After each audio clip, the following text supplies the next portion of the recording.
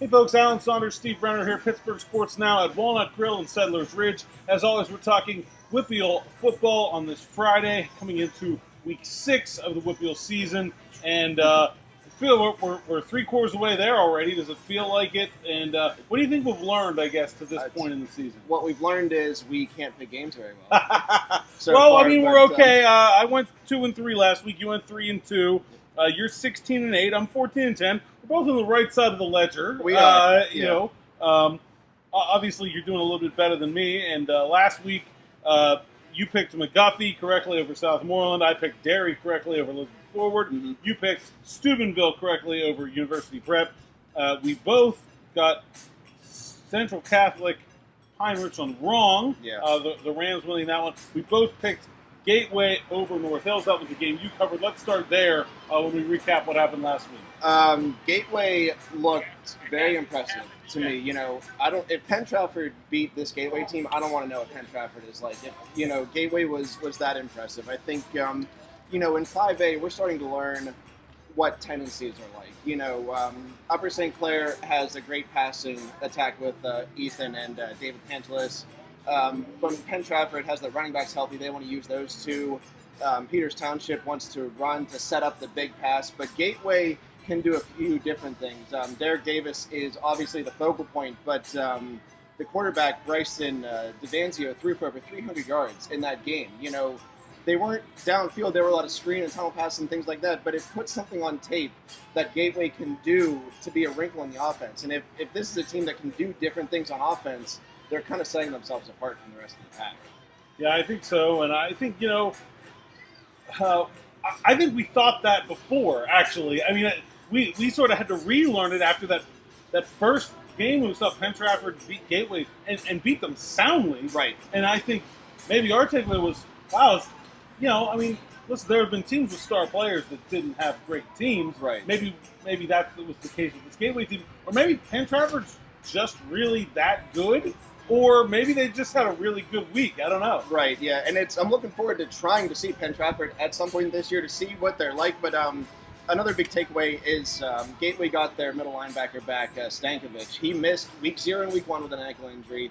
Since he's come back, the varsity defense hasn't allowed a touchdown. They had a lot of touchdown last week. It was the JV late in the fourth quarter. So, it's not a coincidence that when that quarterback of the defense is back, they're playing a lot better than they were in the first 2 weeks. And I want to touch on 6A a little bit, too. Since we both got that wrong, what did we learn this week about Central Catholic and Pine Richland and the balance of power there, and does it all matter? I don't think the balance of power doesn't matter.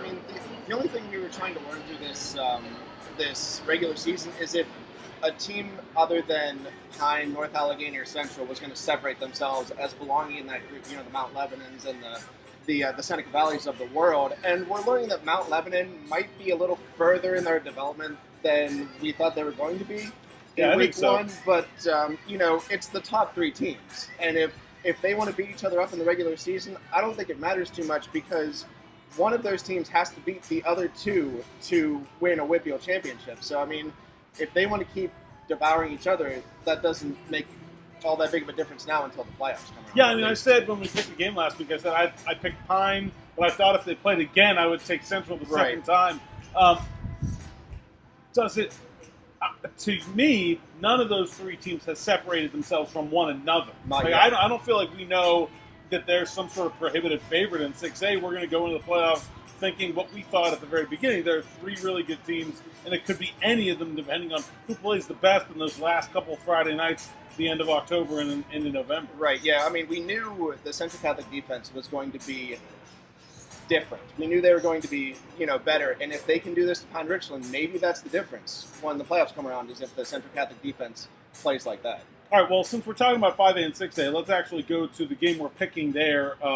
Non-conference, outside the classification game, Mount Lebanon, USC. What are your thoughts on this one? This is going to be a good game for both teams. It's going to be good to show where they're both at. I think Mount Lebanon already has a playoff berth clinched in 6A. They're one of the 2 teams that do. And like we said earlier, they may be a little bit further ahead in their development than we thought they would be. But USC since losing that game to Peters Township, have been doing a lot of good things. You know, Ethan Delham had a 500-yard passing game for Upper St. Clair, and he's connecting really well with David Pantelis, who, you know, we talk a lot about Peters Township, but I think those two are the best wide receiver quarterback combination in 5A, maybe even in the entire WPIAL. And I think this is also an interesting, like, the timing of this game to me is very strange in that, you know, generally, you know, these kind of games get played early in the season. I mean, this is kind of what week 0 is for, right. And there are uneven conferences, and so there has to be some of these games. But, so, I mean, I think, look, we talked last week about UPrep going out to Steubenville, or the week before Penn Trafford going to Massillon. Yeah. These guys play right next door. Right. They're not going anywhere else to find their big non-conference game. How does that factor into this one?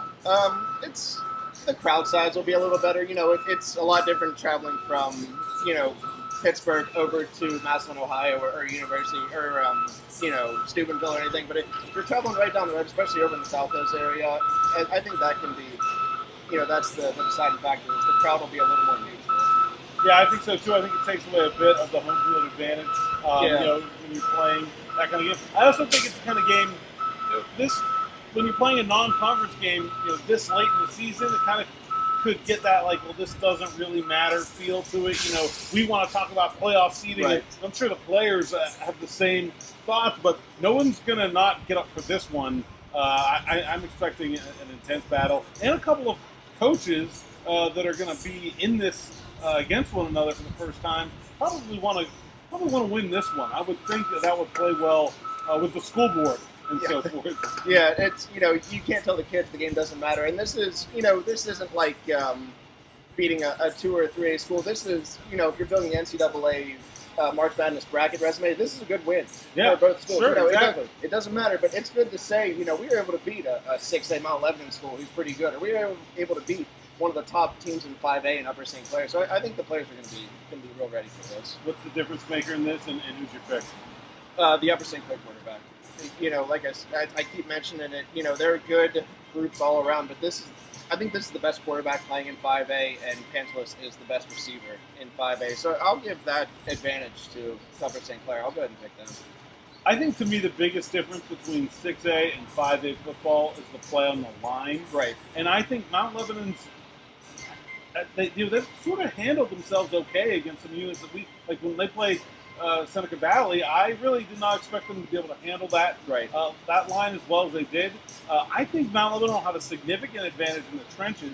I'm just not sure how that's going to translate to victory for them. I'm still not sure about their offense and how they're going to score points. Right. I'll take Lebo in this one. I do think that that Upper St. Clair is going to be able to move the ball, but I'll take Lebo in this one. And I think the biggest difference will be the line play. If Lebo's able to win, that's how it happens. Yes, we don't see a lot of competitive games in the WPIAL anymore, but this could be a competitive. I mean, I could see this being a one-score game, or possibly under 10 points. I think so too. All right, let's go to the game you're covering, which is a big one. TJ at Central Valley, massive. It's not a conference game, but when you look at the playoff seeding in that classification, I mean, you're looking at teams that could be 1-3, 2-3, 1-2, somewhere in there, and the outcome of this game is going to play heavily in that. It could be. I mean, you know, what's good about it for us and the spectators and everyone going there, you know, both these teams are coming in undefeated. You know, Thomas Jefferson doesn't not make the playoffs, and Central Valley is gearing up for the tough part of their schedule. You know, they played North Catholic a few weeks ago, which was a good win for them, and their win against Blackhawk in week 0 was also a good win. You know, we keep talking about resume builders. You know, both of those teams are better than they were when Central Valley played them, so it's good to see them improving. But Central Valley still has South Park and Aliquippa left on the schedule, the other top teams in that Class 3A conference, so this is a good tune-up for them heading into those games.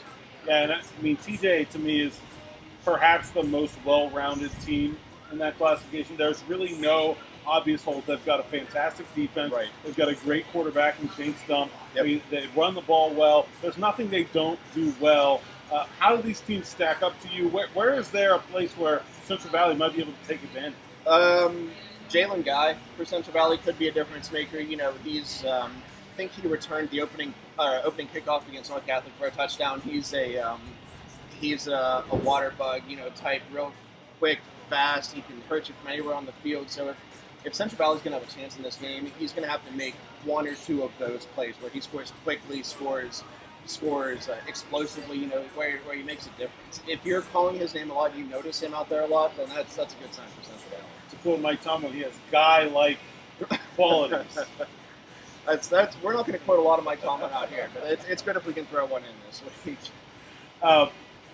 To me, I think TJ might be the best football team that we see, just from an overall, obviously extremely well coached. Yeah.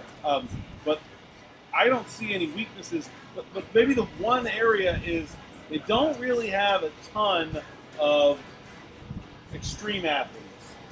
There are don't get me wrong, there's a lot of good players. Right.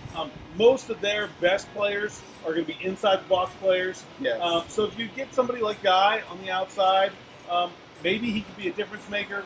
What's your pick in this? I'm going to go with TJ. I mean, TJ, I got it written down here somewhere. TJ's last non-conference regular season loss was in 2011.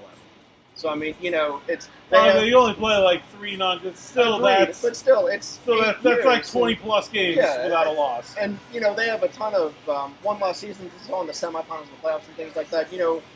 Regular season losses don't come around too often in TJ. And I mean, they had a good win against Bell Vernon earlier in the year, but it was at home. So this is the first real, true road test for them, and I think they're going to do all right. But this will be a good game for TJ as well as Central Valley to show both where they kind of stand. Nice home field advantage for Central Valley. It is, too, for sure. Tougher place to Center. Yeah. The old Center School District. Yeah. Yeah, for sure. You take TJ? TJ. I'm going to go with you. I'm going to go with TJ. I just think they're too fundamentally sound. I love Stump. I think he's like a classic Western Pennsylvania quarterback. Right. Gritty, tough, makes the throws he has to make. And I like the Jaguars in this one as well. I think we're going to be impressed with what Central Valley does, but if we're picking a winner, it's going to be TJ. Yeah, I think so too. All right, we'll go next. Jumping down a class. Knock South Fayette. Yeah, this is a big one in the Northwest 8 Conference. South Fayette is kind of on cruise control. They lost a week 0 game to Upper St. Clair. We talked about a little bit, but I mean, this is what we expect of this team. The quarterback is playing well. The offense scores a ton of points. The only worry is the defense. They're not one of those defenses that gives up less than 10 points a game or has 4 shutouts this year. So the defense is playing well enough right now. You hope that when they get to the playoffs and they play some of the TJs and the Bell Vernons, that they can shut down a great offense. Yeah, and I think South Fayette's cruise control is a good way to put it. In that, this team's headed to the postseason. Right. They're going to be seated high in the postseason, and we can say those things with pretty solid certainty right now. I think this will be a good tune-up. Knox had an interesting season so far.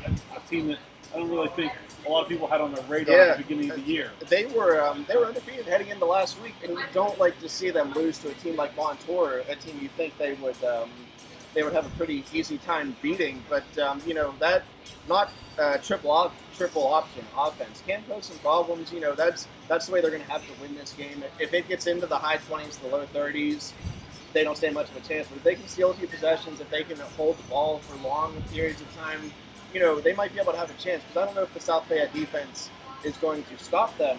I just think South Fayette's going to have more possessions that lead to more touchdowns. And I think we've sort of seen this script before, is when you have a team that plays that offense, it frequently requires long drives and a long time. They're playing the time of possession game, and South Fayette can go out and score on one play. Right.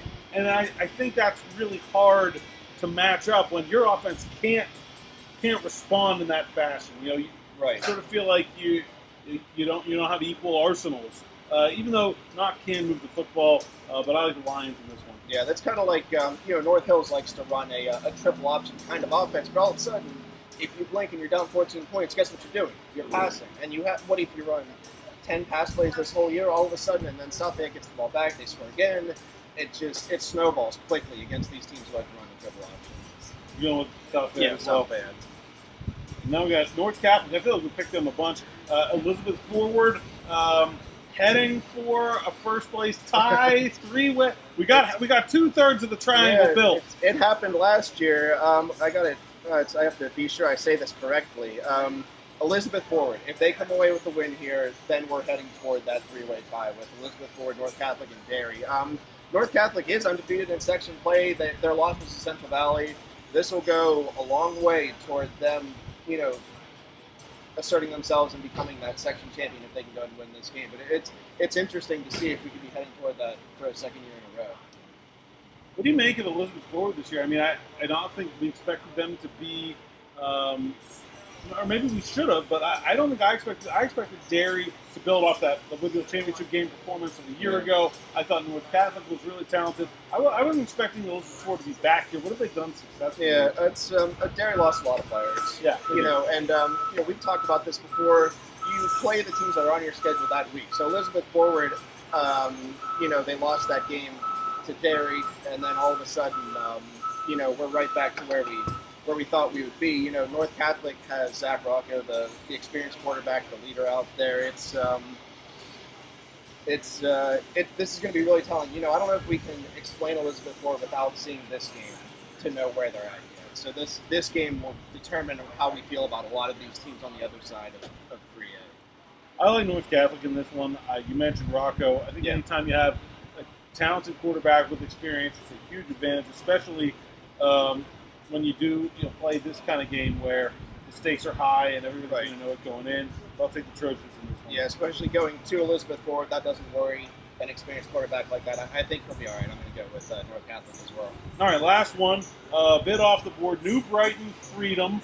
I can tell you very little about these two teams. What do you got for And graduating from Riverside, I can tell you a lot of bad things about Freedom and New Brighton. I mean, we weren't world beaters in, but I mean, in 2007, I know what New Brighton and Freedom were like in all kinds of sports, and they both rebounded really nicely. It's Freedom has improved in a lot of sports. Their girls soccer is better, their boys soccer is better, their football team is improving. So that's great. Freedom is this is their best start since 1977, and they aren't too far removed from winless seasons.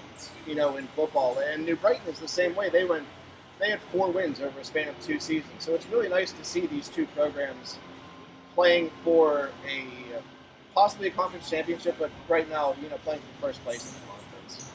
Okay, but we got to pick it. And I mean, listen, I have nothing to go on here. I've not seen either team. What do you like?